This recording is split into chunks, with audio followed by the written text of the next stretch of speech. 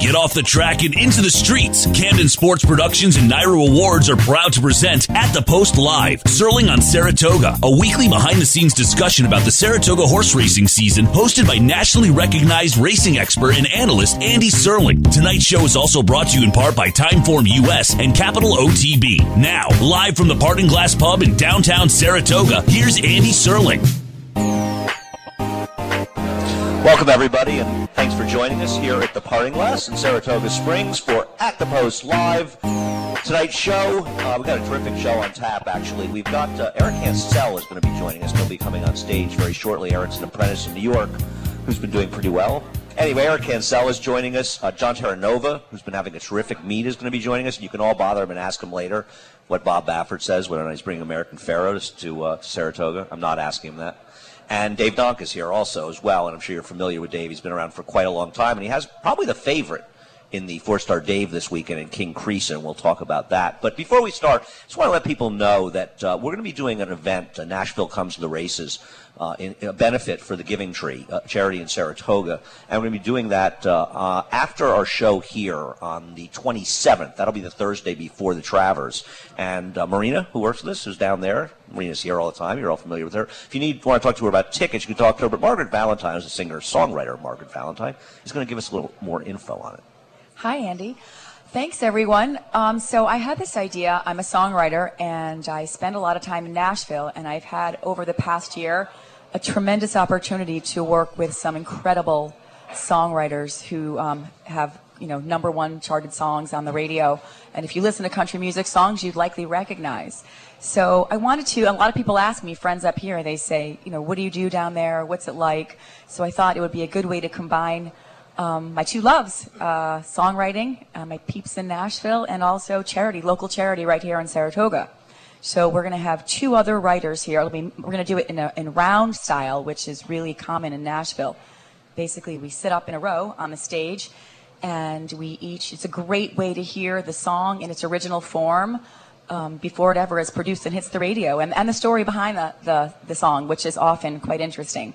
So I'm going to be joined by Matt Warren and Bryce Long, and it's to benefit the Giving Tree. I think tickets are $25, and we're going to have some great live auction items as well. So please come out that night. Again, see Marina if you'd like to get tickets, or hit me up as well, and we would really love to see you all that night. Yeah, and it's going to be $25, and it's all going to be benefiting the Giving Tree. We'll be picking up At the Post Live, of course, and we'll be picking up the cost of everything else. So if you're interested, go see Marina and come and visit us on the 29th. Margaret, thanks for joining us. Thanks for having me. See you soon, guys. Okay, now, the next guest will not be as pretty as Margaret. I don't know, Eric, are you as pretty as Margaret? We're going to have to, that's the first question for jockey Eric Hansell, is whether he looks as good as Margaret. Anyway, Eric Hansell began riding in New York, I believe, late at Aqueduct. Here's Eric coming on stage. Get up here.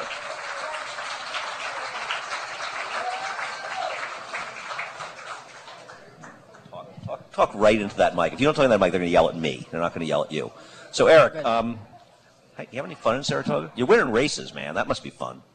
Yes, I mean, I've been winning races. I thank all the trainers that had given me the opportunity to ride their horses. I mean, it's a really tough meet, and I've been doing pretty good. You've been doing really well. How many races you won? 6 or 7? 6. That's pretty good. It's more than I've won. Yeah, and 3 with Terranova. 3 with Terranova? Really? Who do you think deserves more credit, you or John? Let's be honest. Don't worry. You don't have to be politically correct here. I mean, John, because he had the horses ready. I mean, if it wasn't for the horses, you won't get to the wire at time. Now, one of the things I find that with you that I think has helped you a lot with your success, especially up here, is you're an aggressive rider. Now, you've been involved with Angel Cordero quite a bit. Is that true? Yes. Eric's and Angel been giving you a lot of instructions and helping you along? And yeah, I mean, he schools me every time, every single day. I mean, every time I do something wrong in a race, he's already texting me when I get to a jock's room. He's already, what you did this? I'm like, well, I made a mistake. He's like, you got to learn from it. You can't be doing that always. I'm like, okay. That's pretty good. Now, do you have any idea? You have no idea what Angel Cordero was like when he was in Saratoga. The guy was he was a rock star in Saratoga. Yeah, I mean, I've heard of him a lot in Puerto Rico. He's a big person in every country. I mean, I learned a lot of stuff from him, and I knew that he was the king of Saratoga because He showed me all the films in Miami when I was there learning. So he was like, this is what you could be in the future if you keep up straight. So now, how old are you now? 19. And when did you start riding? I mean, since I was a baby, I was around horses. The first time that I got by my own on a horse, I was 3 years old. Really? Now, are you from Puerto Rico? Yes. And your family's down there? My mom, she lives in Miami, and my dad, he lives here now. Okay. So when did you actually start race riding? I went to the jockey school when I was 16. So jockey school in Puerto Rico is 2 years, and I graduated in January of this year, and I started riding this year. And where did you go first when you started riding?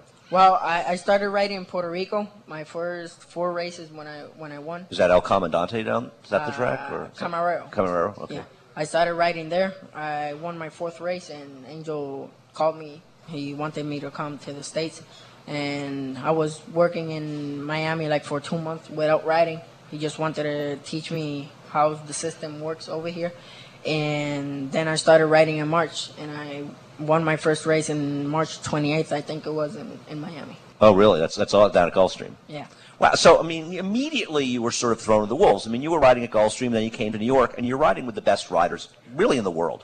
Yeah. I mean, it was tough at the beginning because you don't know how they ride. But once you start riding with them, you get a little bit used to them. And it helps you a lot, especially when you're watching a lot the jockeys riding. Do you find they're tough on you? Do you learn from them? How is your relationship with the other riders? Yeah, I mean, when you're a bug boy, they just want to teach you. They just want to, I could say, like, try to scare you a little bit in the races because they try to cut you out the rail and everything. I mean, that's something you really have to learn when you're a bug boy. And after you get used to it, you just try to do the same. You start doing the same to them. So how do they feel when you do the same to them? Really good. Really good. Especially when you hear them screaming, ah! That you know that you're doing a good job there. So who do you think's the most scared of you? You can tell us. Nobody's listening. Everybody, because I go where I shouldn't have been. Because you're going to the lead. I mean, you're an aggressive rider, and at times it's been very much your benefit. You had a big long shot winner for John the other day in a turf race, the 10 horse. You went right to the front and were able to control the race. Yeah, I mean, I rode the filly a couple of times. I know already how she runs, so I just try to calm down the pace, and everything worked out fine. Now, you also won a race for John and a horse named Gray Walls the other day. And that was a race where there was a speed horse. A couple of people seem to have bet that horse, apparently, here. Where one of the speeds inside of you stumbled badly at the start because you weren't sort of right in the front, but you really forced her to the lead. I mean, did you see an opportunity in those situations where nobody else is being aggressive and you can be aggressive and help you give you a better chance to win? Yeah, I mean, I know when I took her to the lead, she's a filly that when she feels competition, she gets really tough and she just tries to pull you. So I just took advantage, took her to the lead, and every time that she tried to get tough, I knew there was a horse near her.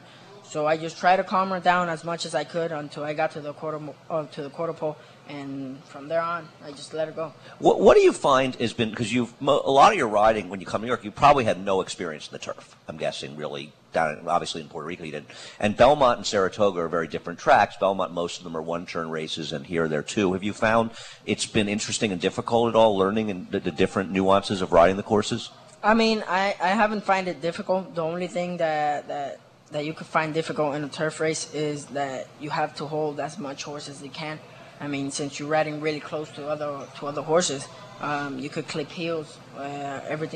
Something could go wrong in a race.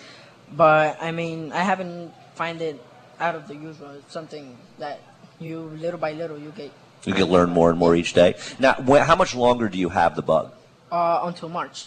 So you're going to ride? You're going to spend the winter with us in New York? Yep. Brave the cold? Yep. Are you going to be annoyed when I'm picking on you during the winter? Nah, I don't. Okay, because I pick on people to come on the show. You don't get carte blanche just because of me. I don't think I'm picking on you because I think you'll be going to lead and you'll be doing really well. I've always wanted to ask somebody this as we go on. You talked about jockey school in Puerto Rico. What exactly is jockey school like? What does that entail? I mean, jockey school, you start by being a groom. I mean, that's how you start over there. You start being a groom. After that, they start to teach you how to take the horses to the pool to get them fit. You start getting in the round pen with the horses, how to learn how to ride a horse, and from there you go to the little track. They have a little track that is just for tough horses or for the bug boys, and from there on you pass to the big track, and that's. And you start riding, and they do some races just for bug simulated boys. races, sort of. Just for bug boys, and there's no professional jockeys. They just for the bug boys to teach them how to do in the race.